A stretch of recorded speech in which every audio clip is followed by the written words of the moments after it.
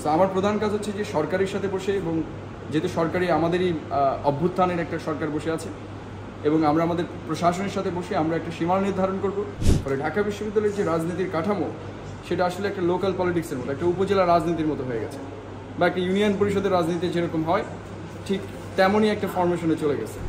আমাদের দেশে অ্যাবনর্মাল জিনিসটা এত বেশি চর্চা হয়েছে যে সব কিছু মনে হয় নর্মাল, কিন্তু এটা আসলে অ্যাবনর্মাল। পৃথিবীতে একটা ছাত্র সংসদ নির্বাচন হবে, সেখানে স্টুডেন্টের প্রতিদ্বন্দ্বিতা করবে, সেখানে প্যানেল আসলে কোত্থেকে, আর সেখানে পার্টি আসবে কোত্থেকে? কারণ পুরো বিশ্বে কিন্তু এসইউ আছে, স্টুডেন্ট ইউনিয়ন, অক্সফোর্ডেও আছে, কেমব্রিজেও আছে, পৃথিবীর হার্ভার্ডেও আছে। আপনারা বলেন প্রাচ্যের অক্সফোর্ড, তো অন্তত সেখানে কিছুটা এখানে থাকা উচিত ছিল।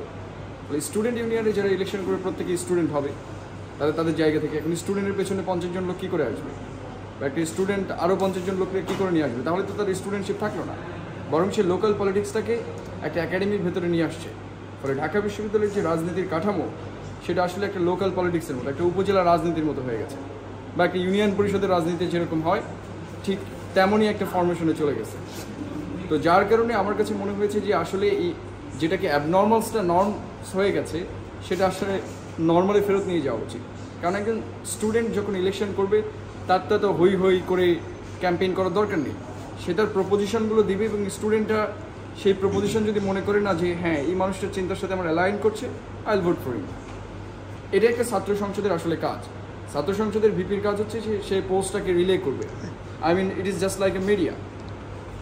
যখন একটা প্রবলেম ক্রিয়েট হবে বা ছাত্রদের কোনো দাবি আসবে তখন ভিপি করবে কি, সেটা ন্যাশনাল আমাদের যে গভর্নমেন্ট রয়েছে, আমাদের যে চ্যান্সেলর স্যারই হচ্ছে আমাদের সভাপতি, ওনাকে জানাবেন, এবং আমাদের যে অ্যাডমিনিস্ট্রেশন রয়েছে তাদের সাথে একটা কমিউনিকেশন বিল্ড করবেন, যে গ্যাপটা আমাদের ভিতরে তৈরি হয় অ্যাডমিনিস্ট্রেশনের সাথে আমাদের রেজিস্টার বিল্ডিংয়ের যে ঝামেলাগুলো রয়েছে। সো আপনি দেখবেন ভিপির কাজের পরিসরটা কিন্তু অনেক ছোট। তো সেই জায়গা থেকে আসলে ডাকসুর যে কাঠামো রয়েছে সেই কাঠামোতে ভিপি হবে একজন জেনারেল স্টুডেন্ট। এর আগে ভিপি থেকে অনেকে টিচার হয়েছে, কিন্তু 70-এর পরে আমরা দেখি যে ভিপি থেকে সবাই রাজনীতিবিদ হওয়ার চেষ্টা করছে। ফলে আমার কাছে যেটা মনে হয়েছে, যেটা নর্মাল ছিল, আমি নর্মাল জায়গা থেকে একজন স্টুডেন্ট হিসেবে ভোটে দাঁড়িয়েছি, এবং ঢাকা বিশ্ববিদ্যালয়ের প্রত্যেকটা ছেলেমেয়ের আসলে ডাকসুর ভিপি হওয়ার যোগ্যতা রয়েছে। ফলে তারা হয়তো কেউ ইলেকশন করছে না, তো আমার মনে হয়েছে না ঠিক আছে আমি একাই দাঁড়িয়ে যাই। সো দ্যাটস মাই পাওয়ার। এবং আমার মনে হয় যে আমার এবং আমার যারা ভোটার রয়েছে তার মধ্যে ডিফারেন্স হচ্ছে একটা ব্যালটে, যেটা আমি আগেও বলেছি। তো ঢাকা ভার্সিটির যে ছাত্র ইউনিয়ন রয়েছে সেটাতে ছাত্ররা ইলেকশন করবে, সেটার জন্য তার শুধু ছাত্র হইলেই যথেষ্ট, তার প্যানেল থাকবে কেন এটা আমি জানি না, আসলে পৃথিবীতে কোথাও নাই। আমার কাছে মনে হচ্ছে এটাই আসলে নর্মাল হওয়া উচিত। আমি আগেও বলেছি যে ভিপি পোস্টটা আসলে ওই যে আবার জাতীয় সংসদের সাথে তুলনা করা হয়।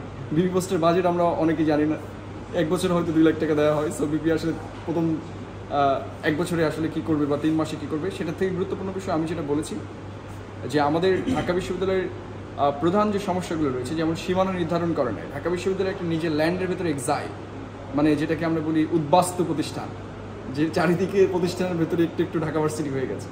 ফলে যে প্রতিষ্ঠানের সীমানায় নির্ধারিত হয় নাই সেই প্রতিষ্ঠানকে আমরা কীভাবে এনভায়রনমেন্টটা ঠিক করব। সো আমার প্রধান কাজ হচ্ছে যে সরকারের সাথে বসে, এবং যেহেতু সরকারি আমাদেরই অভ্যুত্থানের একটা সরকার বসে আছে এবং আমরা আমাদের প্রশাসনের সাথে বসে আমরা একটা সীমানা নির্ধারণ করব। এটা আমার প্রথম এবং প্রধান কাজ হবে। দ্বিতীয় কাজ আছে সেটা হচ্ছে খাবারের মান উন্নয়ন করা। ঢাকা বিশ্ববিদ্যালয়ের খাবারের দাম কিন্তু একটা নর্মাল আমাদের আশেপাশে যত ভালো হোটেল আছে সেই খাবারের দামের সমান, কারণ এখানে মাংসের পিস দেয় 1 টাকা আর ওখানে 6টা দেয়। সো সেই কম্পেয়ারে কিন্তু এখানে খাবারের দাম আরও বেশি। এবং বুয়েটের খাবারে দেখবেন সেম দাম, কিন্তু আমরা বুয়েটে খেতে যাই 40 টাকা ভাড়া দিয়ে, যাওয়া আসে 80 টাকা খেতে যাই। কেন? কারণ অ্যাকাউন্টেবিলিটি না। সো সেকেন্ডলি যেটা ঢাবিতে যেখানে অ্যাকাউন্টেবিলিটি মিসিং আছে আমি ওটা রেস্টোর করার চেষ্টা করব।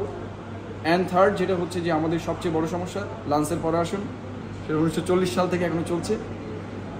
এই সমস্যার মূল কারণ হচ্ছে যে এখানেও এক ধরনের পরিবারতান্ত্রিক নিয়োগ প্রক্রিয়া চলমান আছে। অনেকেই আছে যারা কম্পিউটার টাইপও করতে পারে না, বাট তাদের পোস্টটা টাইপিস্টের পোস্ট।